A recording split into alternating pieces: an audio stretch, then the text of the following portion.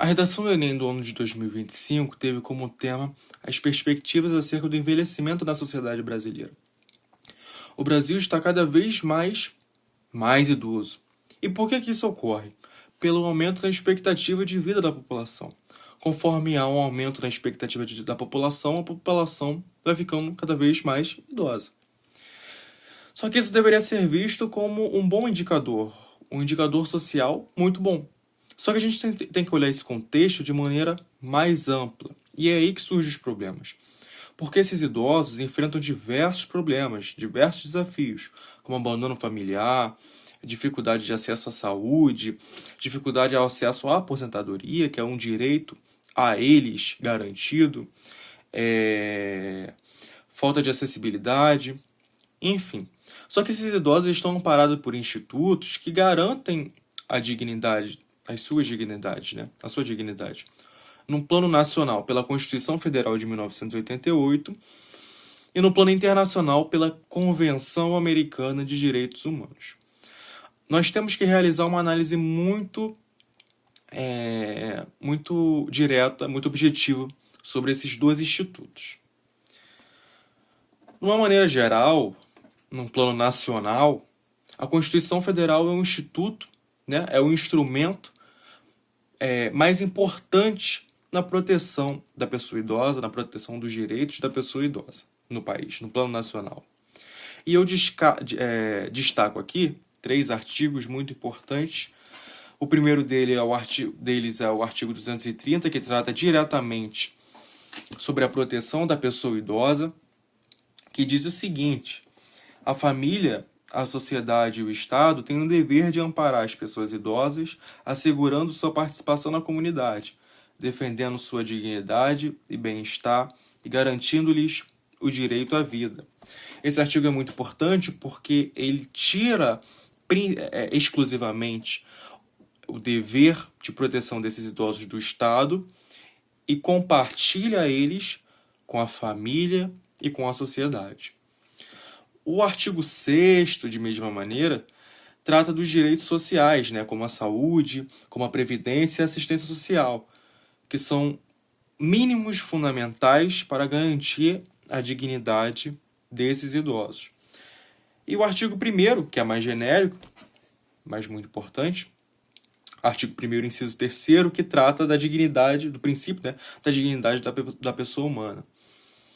E também há um princípio muito importante, que é o princípio da igualdade material, que é tratar os desiguais de maneira desigual na medida das suas desigualdades, até que se atinja a igualdade.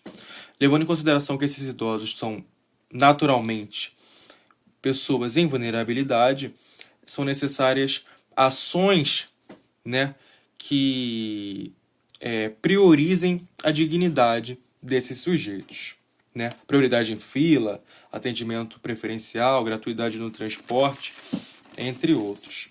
No plano internacional, né, no plano acima, né, da Constituição, nós temos a Convenção Americana de Direitos Humanos, né? E o Brasil assumiu compromissos muito importantes nesse sentido, né? Como o direito à vida, à dignidade, à integridade da pessoa física, a proteção judicial, enfim.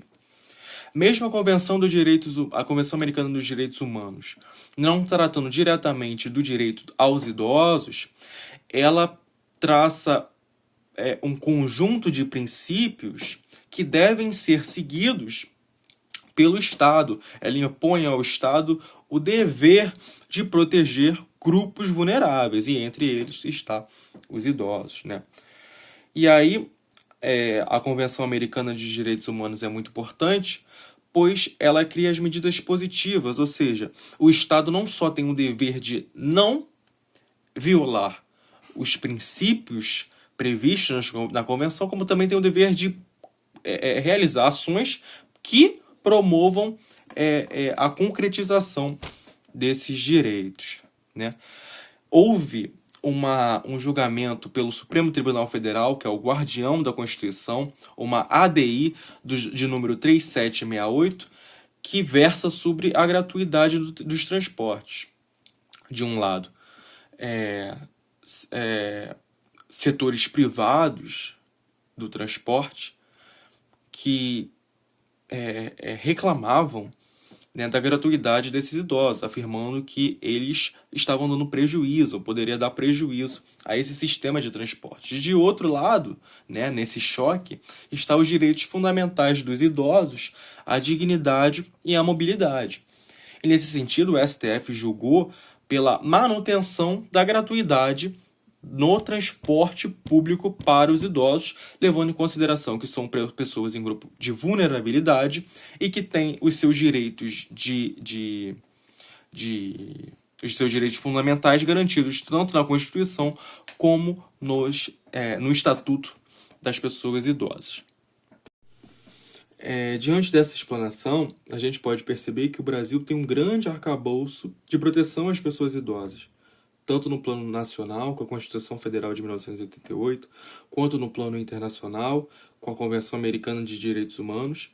Só que muitas das vezes a gente percebe que esses direitos estão apenas no plano simbólico, porque eles não são seguidos na prática.